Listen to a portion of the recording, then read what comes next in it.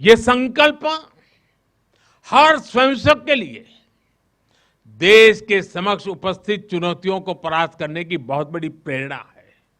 साथियों, स्वबोध यानी स्वयं का बोध, स्वबोध यानी गुलामी की मानसिकता से मुक्त होकर अपनी विरासत पर गर्व करना, स्वभाषा पर गर्व करना। स्वबोध यानी स्वदेशी, आत्मनिर्भर होना। और मेरे देशवासियों, ये बात समझ के चलिए, आत्मनिर्भर ये विकल्प के तौर पर नहीं है, ये अनिवार्यता के रूप में है।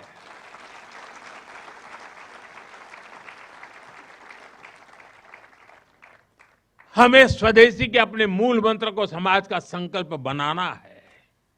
हमें वोकल फॉर लोकल के अभियान को उसकी सफलता के लिए वोकल फॉर लोकल ये हमारा निरंतर एक नई ऊर्जा प्रदान करने वाला घोषवाक्य होना चाहिए, प्रयास होना चाहिए।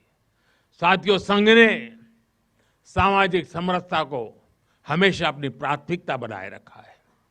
सामाजिक समरसता यानी वंचित को वरीयता देकर सामाजिक न्याय की स्थापना करना, देश की एकता को बढ़ाना। आज राष्ट्र के सामने ऐसे संकट खड़े हो रहे हैं जो हमारी एकता, हमारी संस्कृति और हमारी सुरक्षा पर सीधा प्रहार कर रहे हैं। अलगाववादी सोच, क्षेत्रवाद, कभी जाति, कभी भाषा को लेकर विवाद, कभी बाहरी शक्तियों द्वारा भड़काई गई विभाजनकारी प्रवृत्तियां, ये सब अनगिनत चुनौतियां हमारे सामने खड़ी है। भारत की आत्मा हमेशा विविधता में एकता ही रही है। अगर इस सूत्र को तोड़ा गया तो भारत की शक्ति भी कमजोर होगी, और इसलिए हमें इस सूत्र को निरंतर जीना है, उसे मजबूती देनी है। साथियों, सामाजिक समरसता को आज डेमोग्राफी में बदलाव के षड्यंत्र से, घुसपैठियों से भी बड़ी चुनौती मिल रही है। यह हमारी आंतरिक सुरक्षा और भविष्य की शांति से भी जुड़ा हुआ प्रश्न है, और इसलिए मैंने लाल किले से डेमोग्राफी मिशन की घोषणा की है। हमें इस चुनौती से सतर्क रहना है, इसका डटकर मुकाबला करना है। साथियों, कुटुंब प्रबोधन आज समय की मांग है।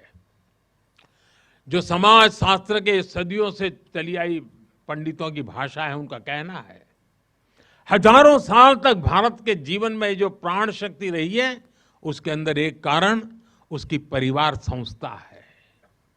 भारतीय समाज व्यवस्था की सबसे मजबूत इकाई अगर कोई है तो भारतीय समाज में पनपी हुई एक मजबूत परिवार व्यवस्था है।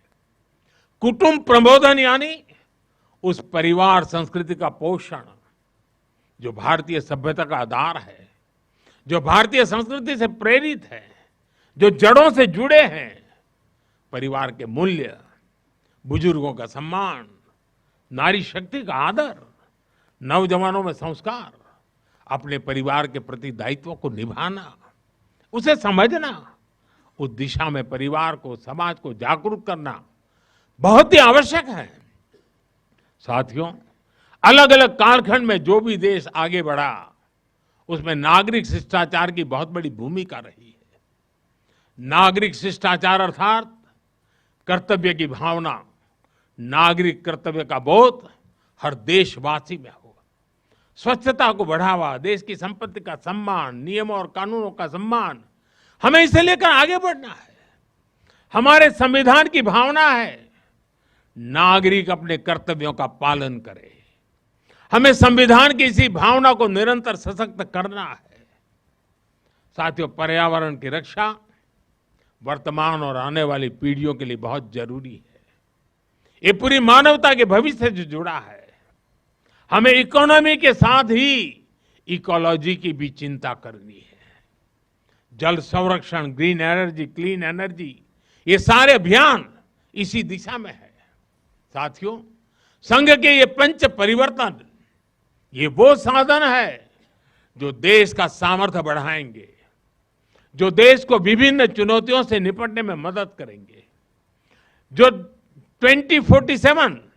2047 तक विकसित भारत के निर्माण का आधार होंगे।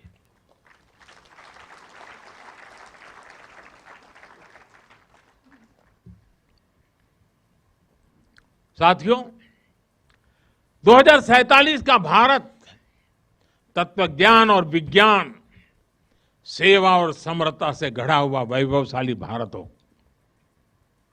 यही संघ की दृष्टि है, यही हम सब स्वयंसेवकों की साधना है और यही हमारा संकल्प है।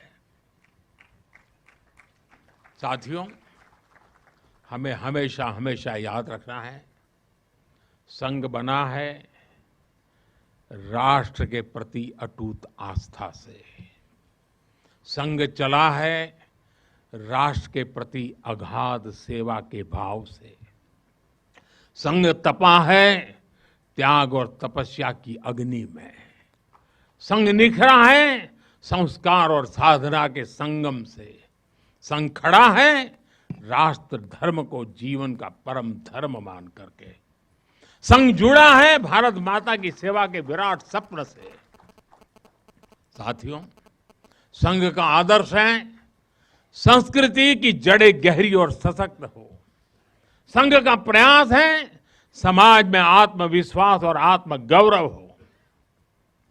संघ का लक्ष्य है हर हृदय में जन सेवा की ज्योति प्रज्वलित हो। संघ का दृष्टिकोण है भारतीय समाज सामाजिक न्याय का प्रतीक बने। संघ का ध्येय है विश्व मंच पर भारत की वाणी और भी प्रभावी बने। संघ का संकल्प है भारत का भविष्य सुरक्षित और उज्जवल बने। मैं एक बार फिर आप सभी को इस ऐतिहासिक अवसर की बधाई देता हूं। कल विजयादशमी का पावन पर्व है। हम सबके जीवन में विजयादशमी का एक विशेष महत्व है। मैं उसके लिए भी आप सबको शुभकामनाएं देते हुए मेरी वाणी को विराम देता हूं। बहुत बहुत धन्यवाद।